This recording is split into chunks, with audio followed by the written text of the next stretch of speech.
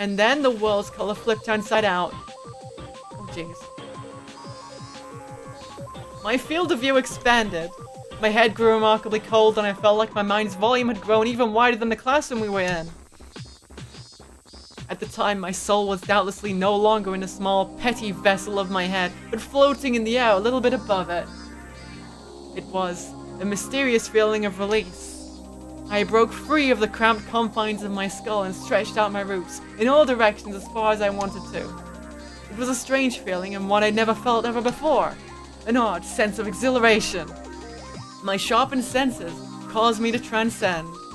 My mind was sharper than a knife's edge, and I immediately decided that spending the time to let myself be crushed with grief would be an absolute waste. I erased all the garbage information from my brain. I expelled the pointless emotions preventing obstacles to action. Mion, you curse it all you want. Curse our powerlessness as much as you want. Huh? If I could have taken back what had happened by crying about it, I'd have cried all day. But the fact was, this was how things had turned out. I couldn't take back what had happened. The top priority then would be to prevent the situation from worsening further and to sever the chains of misfortune.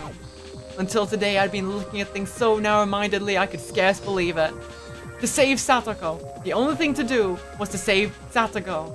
The only thing I thought about. I didn't allow myself to realize the most basic, direct, and certain way of removing the source of Satoko's unhappiness. No, actually, I realized it yesterday.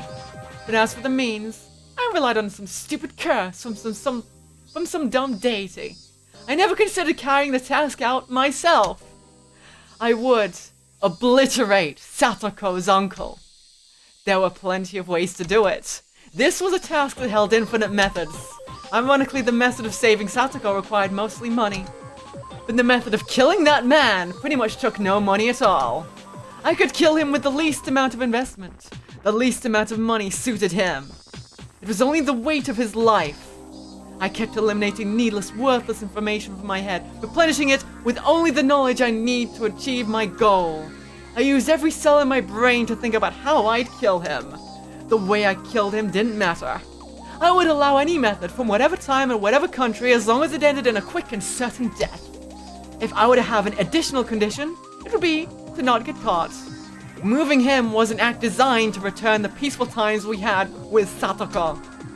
If I was arrested in exchange for the removal, then we might as well have killed each other. With only him gone, we go back to our normal lives. That was my supreme objective. My ultimate goal. Kill him, definitely. But definitely don't leave evidence either.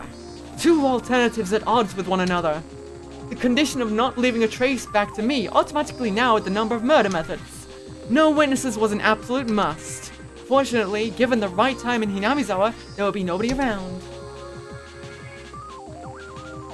I mentally reconstructed the land around Satoko's house.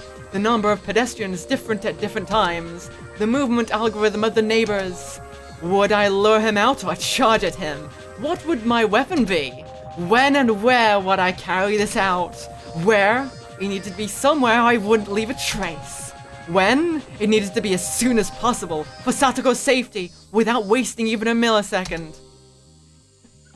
This is absurd, completely absurd. When I thought about it this way, it struck me how easy the act of killing was. If I could leave evidence, if I was just going to kill him, anyone could easily turn into a murderer. But our reason prevented that. It told us doing so would get us arrested for sure. In the end, being arrested by the police was the final thing preventing people from committing homicide. Absurd! If you went all the way out into the very middle of the ocean, you wouldn't leave any trace at all. Anyone would drop those they hated into the depths if they knew that. It was all too easy to simply remove him. I could leave class right now, grab a metal baseball bat or something from the schoolyard, go to his house, and attack him. Estimated time would be 25 minutes. If I wanted us to kill each other, it wouldn't even be minutes. I could do it in 1500 seconds. I knew just how much his continued existence depended on me. He was nothing. I could expel him from this world within just 1500 seconds after making up my mind. From when I decided what to do, he only had 1500 seconds. Actually, if I ran full speed to his house, that number would go down even further. But he was alive. he was still part of this world at this very moment, having torn Satoru's body and mind to shreds.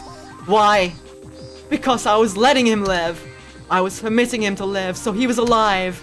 If I rescinded that permission, he would be evacuating this mortal coil within 1500 seconds. You think I'd let you live to breathe even 1500 more seconds of air? I'm taking that permission back right here, right now. You better thank me for letting you live until today. However, I actually need more than 1500 seconds. I'm not just gonna end you. Getting back our old lives is far more important.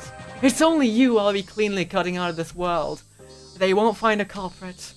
I'll forget that I dirtied my hands on the likes of you as naturally as I brushed my teeth before bed. So to do that, I'll make a special exception for you and give you more than 1500 seconds. I'll give you special permission to keep on living as you have until I can construct the perfect plan for your murder. Wait, Keiichi! You can't let that time go to waste! Yeah, I know. I'll kill him quickly. I'll remove him with certainty. I won't misuse any time to think of a plan. Think back. Tomorrow is Watanagashi, isn't it?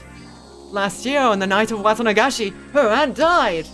Her head was busted open by some deviant, and her brains splattered everywhere. That's it. He's someone who deserves to be given death on the night of Watanagashi. Hey, Oyashiro-sama! You call yourself a guardian, but you didn't protect Satoko.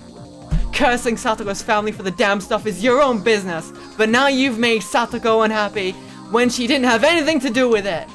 I, Keiichi Maibara, hereby denounce you, the guardian deity of Hinamizawa, a failure! We don't need you! Go back to the deepest, darkest part of your shrine this year. Besides, if you had just cursed and killed both her aunt and her uncle last year, none of this would have ever happened. The curse this year, it's not on you. I'll be the one deciding. It won't be the three families controlling the serial deaths behind the scenes. No, not some vague people who I can't tell if they're buffoons or not. This time, I'll be the one to deliver divine judgment. So don't get in my way. Just watch. Stay quiet and watch. I'll obliterate him. I'll wipe him off the face of the earth. I will stomp out his very existence. Go away, disappear, and die. I'll tear your heart apart, just like you did to Sasako. I'll have your blood as payment. For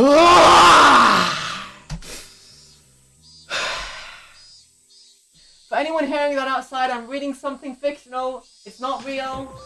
Don't worry. It's fiction. I'm reading something. It's fine. It's for the internet. Don't worry. Have a good day.